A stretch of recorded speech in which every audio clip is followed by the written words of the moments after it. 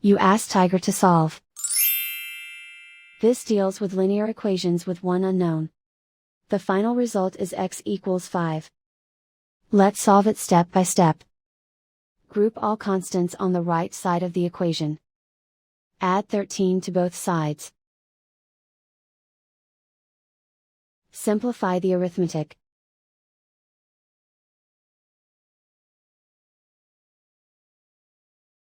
Isolate the x. Divide both sides by 5. Simplify the fraction. Find the greatest common factor of the numerator and denominator. Factor out and cancel the greatest common factor. And so the final result is x equals 5.